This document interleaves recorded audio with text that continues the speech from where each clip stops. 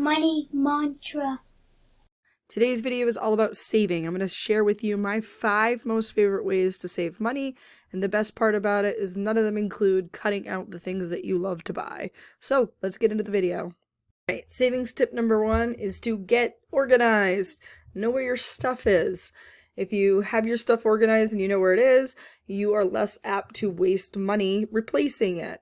And think anything, things that you use daily like toothpaste and toothbrushes, or things that you maybe use seasonally if there's some decorations you have for Christmas and things like that.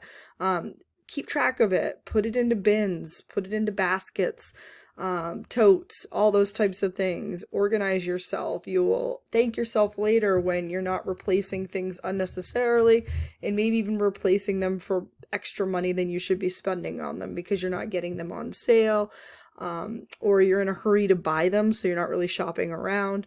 But do it. Get organized. Get as much stuff as you can. Start small. Pick one section of your house or one set of items, like if you want to maybe deal with the kitchen items or toiletries and things like that. Start small, get those things organized, and then work your way up to getting everything else put together, and lo and behold, you will start to save some money. Alright, saving money tip number 2, we're going to pay ourselves first. I know this sounds crazy. We're going to spend money to save money, but hear me out. Have you ever tried to tell yourself that you're not going to eat something or do something or go somewhere? Well, what happens when we do that? We want nothing else but to eat that thing, go to that certain place, or to do that certain thing. And so what I want you to do here is designate a set amount of money to yourself to use however you want to. Now, you're not going to spend this money on anything else, just stuff that you want. I mean, it could be clothing, it could be just that special snack that you've wanted, but it has to go to you. It can't go to the cat, it can't go to your kids or the house. This is your money. Now, the way I kind of track this and do this is I go onto my spreadsheet with all my other essential bills and things, and I make a line item, and I call it just spending money. And that is where I keep track of how much I'm personally going to be allowed to spend on what I want to spend. And this keeps my budget in check, but also gives me that opportunity to use some money for myself and keep me motivated, really. Because again, if you try to limit yourself and restrict yourself, that only causes a lot of people to go in the opposite direction. The next thing you know, you're spending a whole ton of money on something that you didn't really want, but you felt like you hadn't been able to spend any extra money in a while, and you kind of get derailed. If a line item in a budget isn't working for you, I know some people who actually take this money out as cash, and then that way they have the set amount of cash, and when that money has been spent, then their money for that pay period or whatnot is used up, and they know they have to wait till the next time. So it keeps them in check with their budget, but they prefer to have it in cash in hand to use as they please. So really, any variation of this works. Just make sure that you're designating yourself a set amount of money and using it for yourself. Now, how much you decide to use is really going to depend on your budget. How much money do you have available for that, or also your lifestyle? How much money is reasonable for you to spend? Are you a pretty low spender, and so, a few bucks are going to be enough, or do you need a little bit more? And as you can also see here in my particular spreadsheet, this pay period, I actually went under my pay for myself. And so what I would do in this situation is I would keep any extra money and I would put that to the side so that it still goes to me, but hey, then I get a little bit extra next time. All right, savings tip number 3 is going to be to challenge yourself.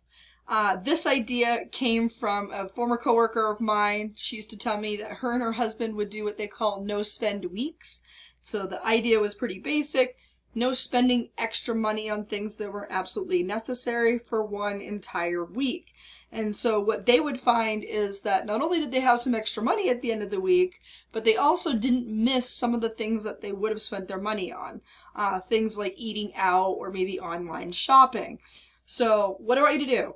Challenge yourself, motivate yourself, see if you can even do just one day. You and whoever it is that does your finances or that's part of your family that spends money, decide that.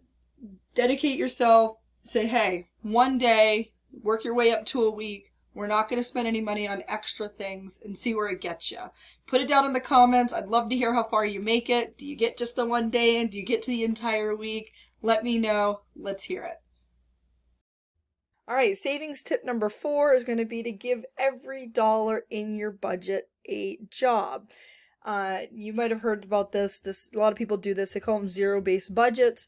And this was a hard one for me. I was doing a really good job, if you look here, of giving most of my dollars jobs, but I always found myself leaving this like safety net, if you will. So at the end of every pay cycle in my planned budget, I would have a set balance that was sitting there, and it was often in the hundreds, somewhere along that kind of span, so between $100 and $200. And the reason, again, I think I left it there was I was concerned that there was going to be some crazy expense that popped up, and I just wasn't going to be ready for it. And I don't know, the world was going to end. I'm not sure what I thought was going to happen. And so I would always leave, again, this little balance sitting here that I could dip into should something happen. And what I actually found instead is that when it came to my other line items, if I came to an opportunity where I could kind of go over on one of those things, I'd let it happen a little more easily than I probably should have, because I knew I had this extra money sitting here. And so in essence, what I was doing was wasting it and dwindling it away in all these little different places because I knew it was there. And so a big mind shift I had to make and change I had to make was, instead of allowing this kind of a buffer to sit here, was to actually give that a job. So if I was worried about having a safety net, I would instead designate this in my budget. Hey, additional savings maybe, or random expenses. That's now a bucket actually in my savings account. And that money goes and sits there instead. So I still have that safety net that I was concerned about having.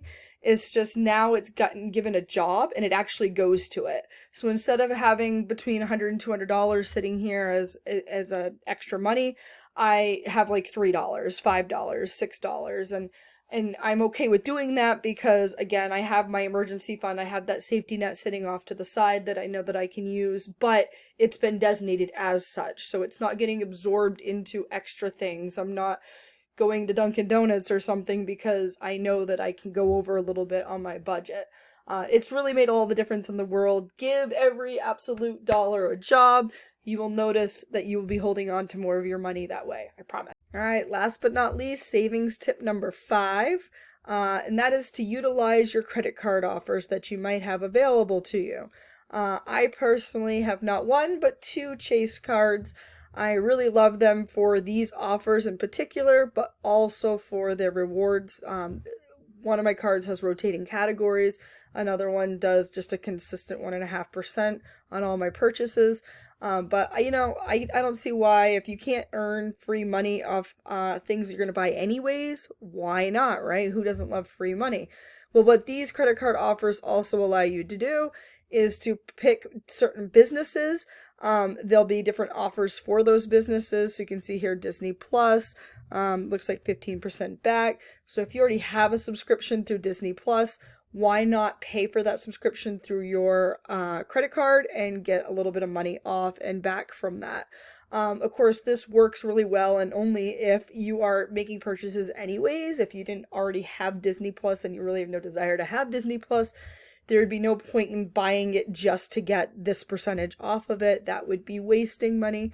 But if you are going to already spend money, why not get a little bit more of a discount and save yourself and keep some more money into your pocket?